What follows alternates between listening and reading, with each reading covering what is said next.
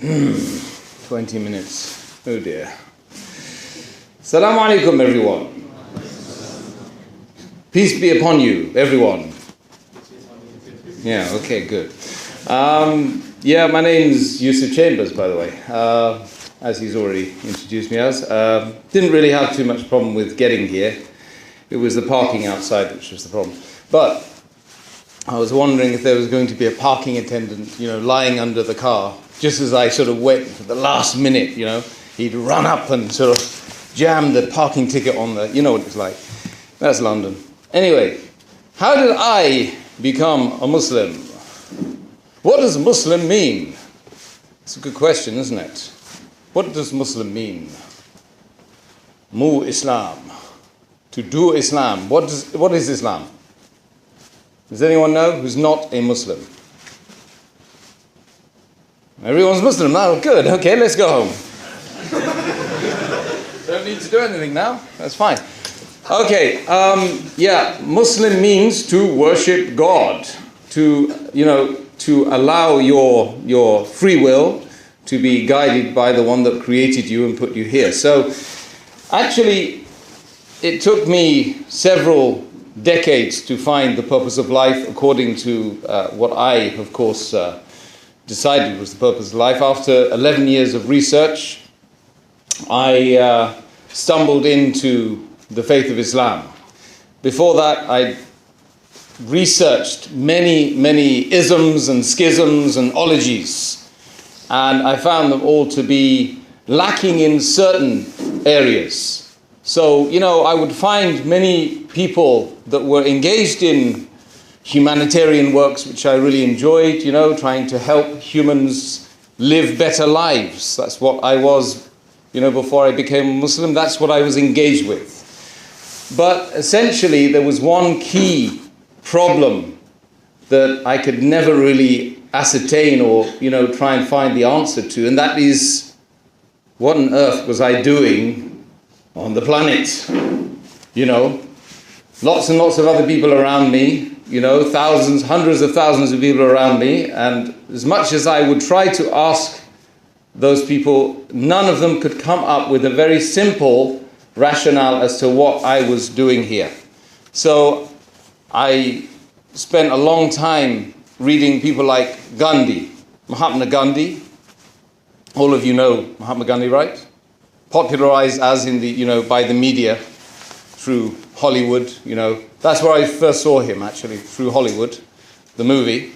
And then I started reading into this man, because he seems a very sort of dedicated chap, to humanitarian causes, and that's what I was upon. So kept reading and reading and reading. To no avail, really, to be honest. I mean, the only thing that I really didn't sort of appreciate about him was his loincloth. But the rest of it was pretty cool. He was a pretty cool individual. So anyway, he took on the Brits, didn't he? That's what I really liked about him. It's a bad time someone took on the Brits, And let's face it, they've taken on a few giants themselves in the past, haven't they? Anyway, so I moved on from Gandhi, really. I didn't really understand what the purpose of life was from him. I spent several months with some Buddhists, if you're American, Buddhists. And it was great. It was a great experience because they taught me how to meditate and taught me how not to drink coffee and tea and perhaps to be a vegetarian. So, and I experienced that part of that. My life was extremely, exciting. The meditation was very beneficial. And then one day, I popped the question to the main emir, you see. So the emir came in. He was a white man like me, you see. Just about white, anyway. And he said to me, how's it going? And I said, well, what's the purpose of life before you get the answer? He said to me, well, the purpose of life. So he was stirring his herbal tea, like you do when you're a Buddhist. Stir your herbal tea and make some for the people around you. And he said to me, to contemplate the supreme nothingness. The supreme nothingness. I said, wow, I just wasted 3 months. Why didn't I just ask you before I actually... Well, actually, the meditation was a benefit, you see? So it wasn't a waste of time. The Buddhist meditation was really beneficial. I used to do it in all sorts of strange places, sitting on the church from Godalming. You know where Godalming is?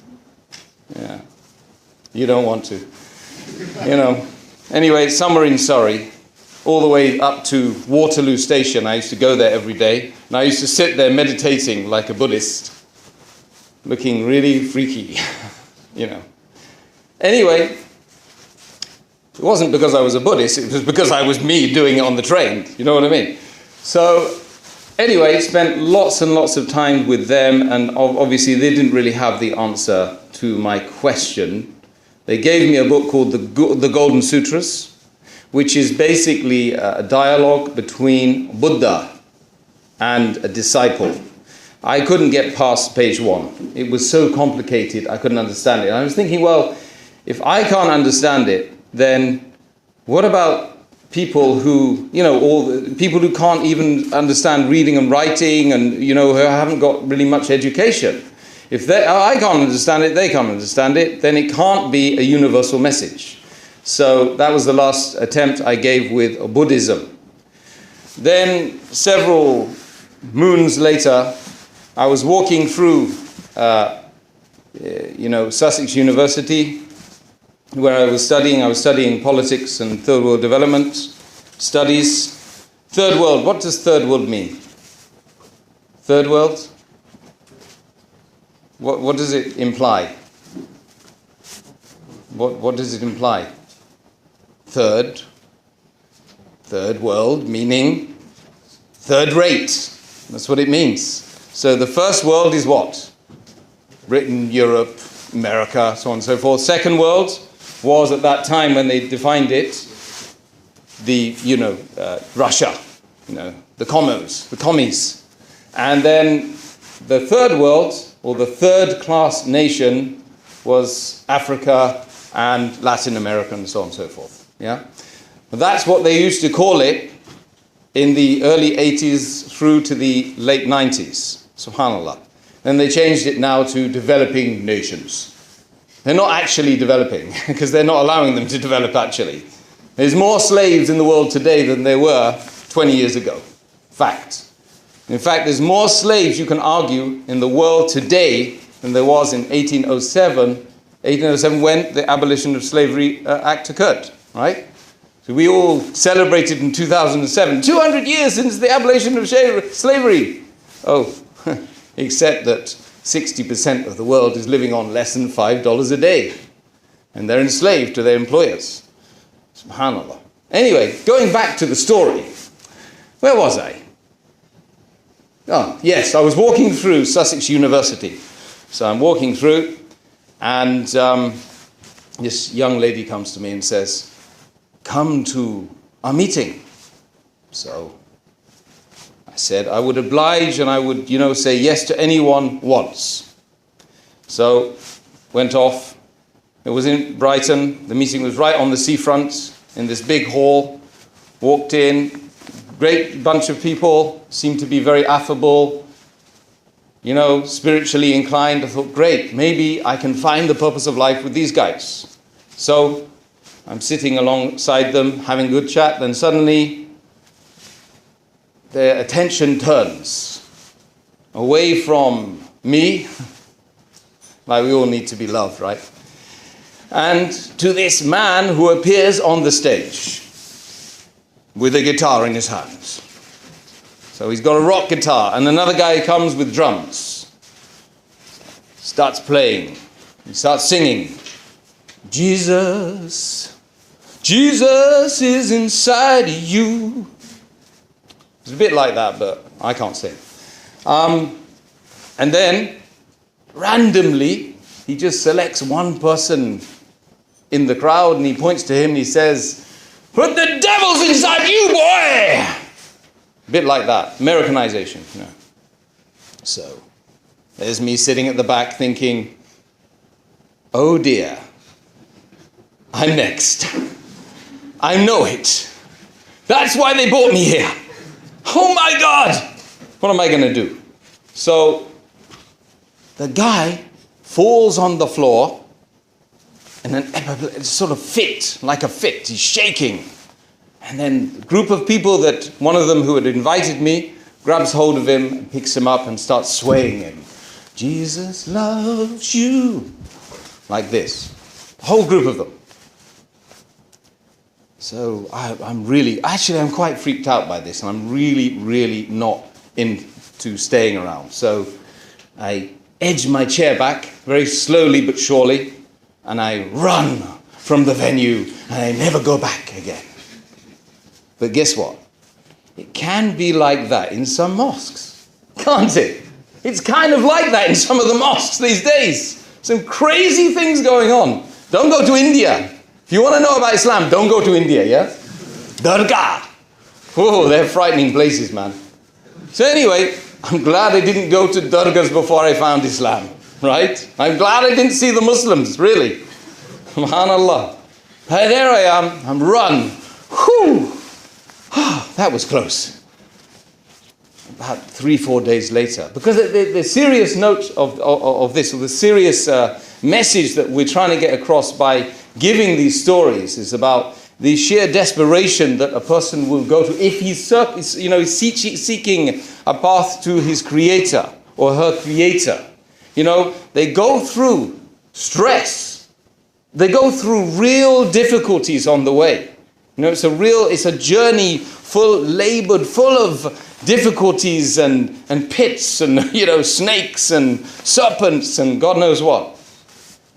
And it's rather like, the way I describe it is like living in a dark room, with a blindfold on.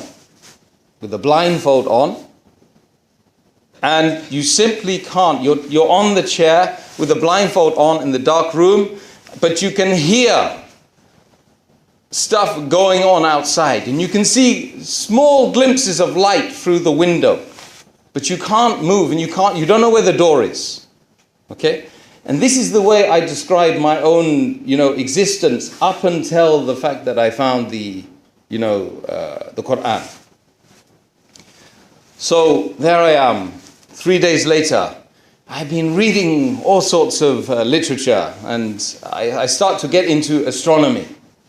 And I start to, look at the night sky and investigate, the heavenly bodies, the moon, the stars, the universe, the universes around me. And I start to think about the astronomical distances.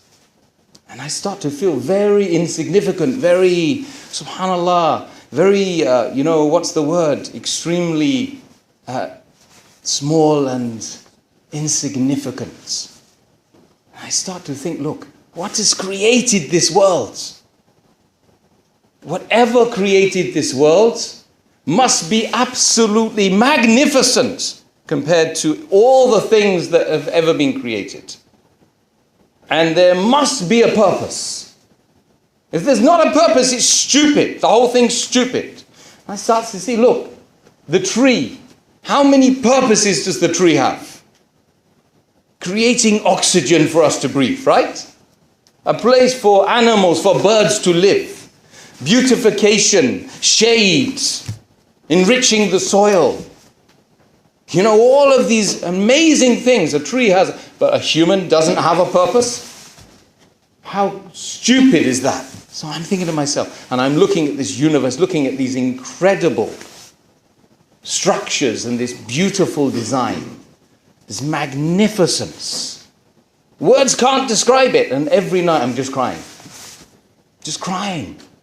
Every night, on my own, in my room, with a bottle of whiskey or something like that, just trying to not think about it. You see?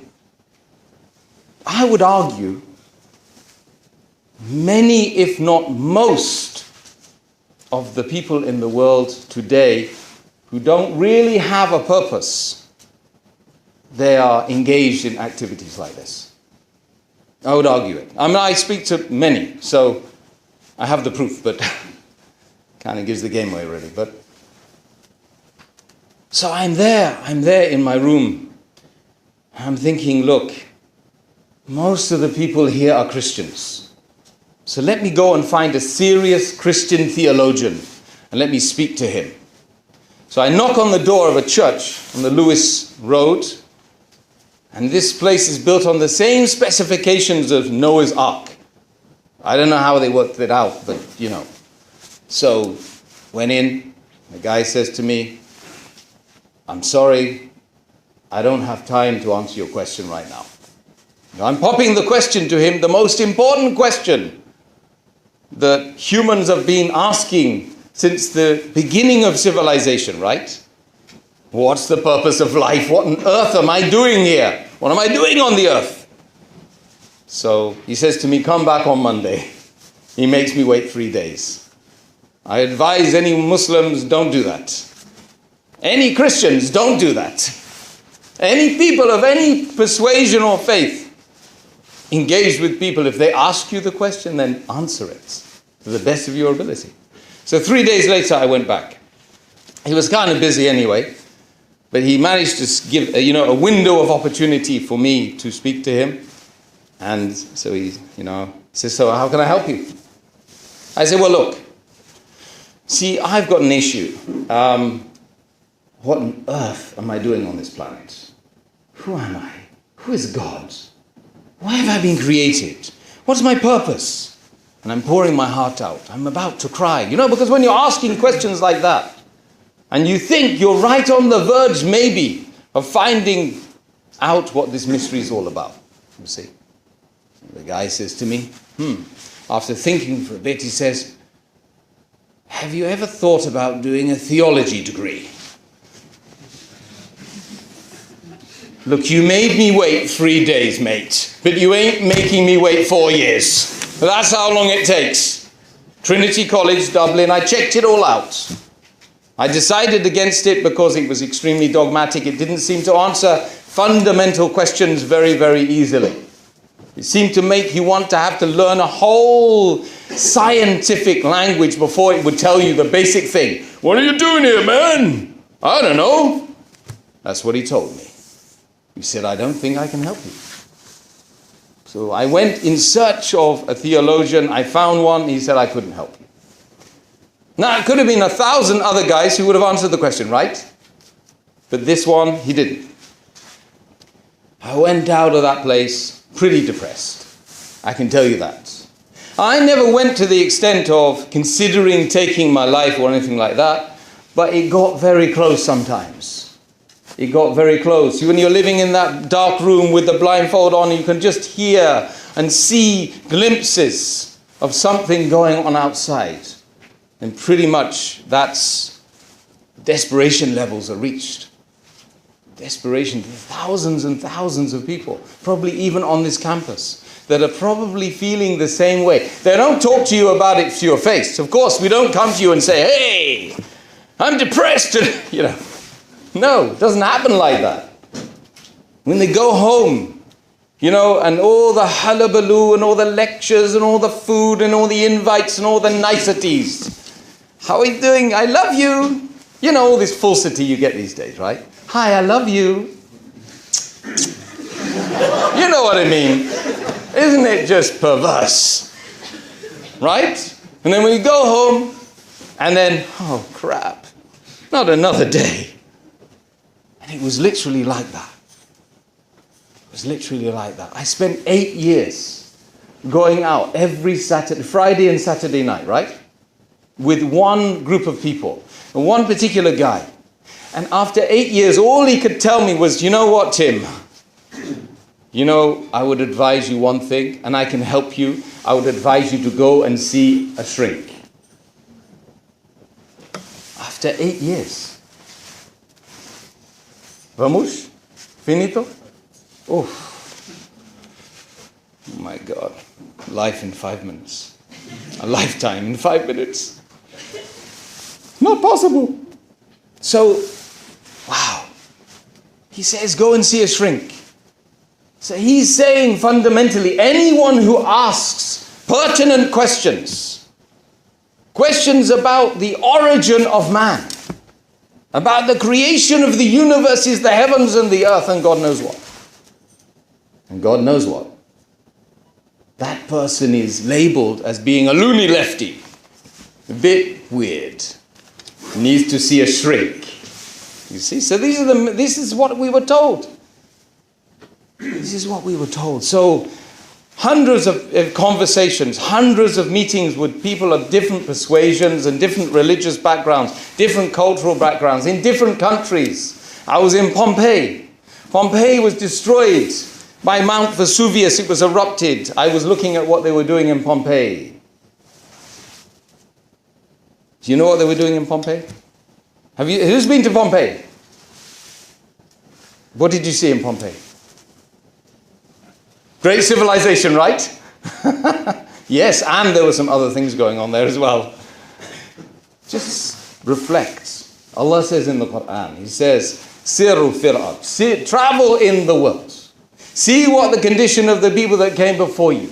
They were stronger than you, they were mightier than you, but they are dust now. They're back to their Creator. Massive civilizations, extremely sophisticated.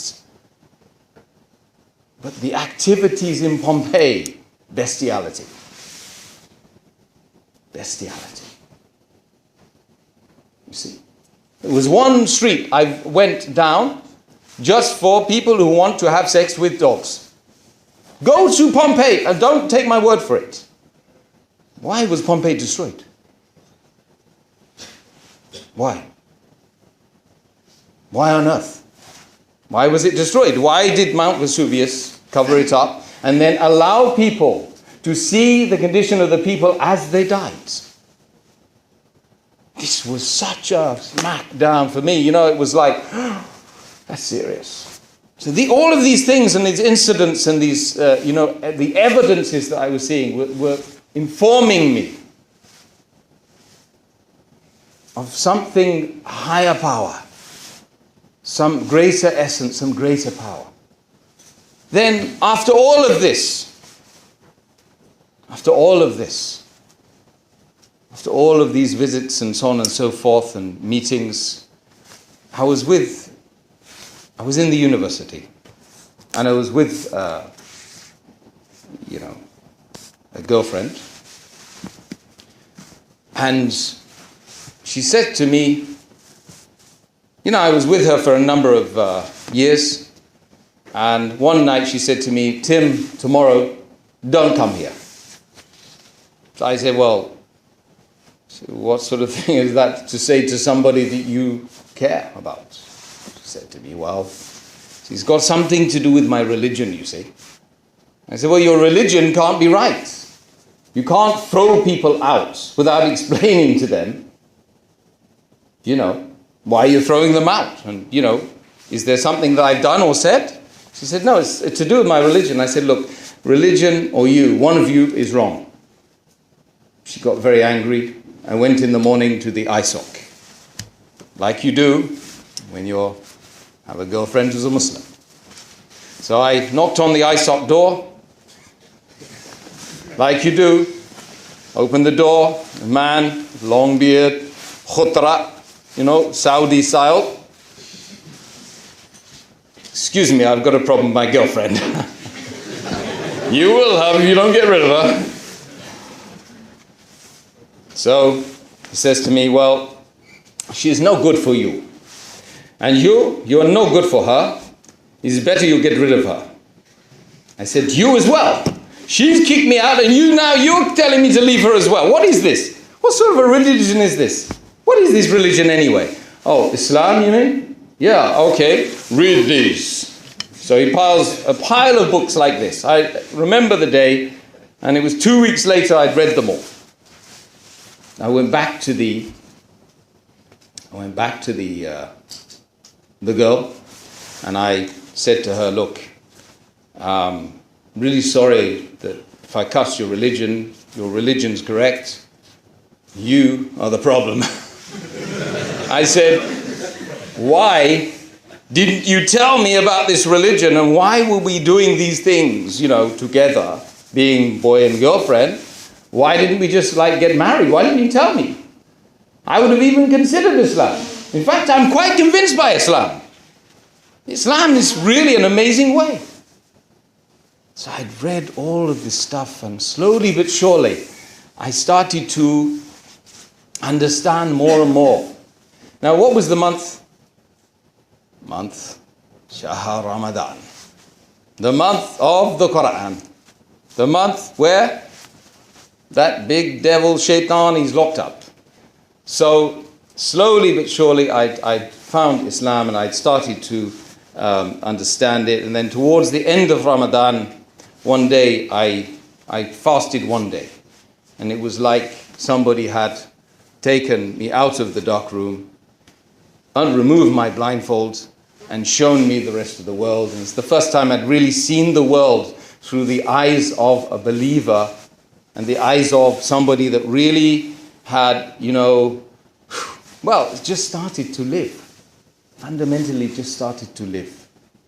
So then I kind of just kept washing myself, because I'd read about the ghusl and wudu, ghusl, baths and purification. So I was washing myself the whole night, and I kept reading some Quran in English and then washing myself, really thinking I need to cleanse myself of all the stuff that I've done and thought and said in preparation for I don't know what.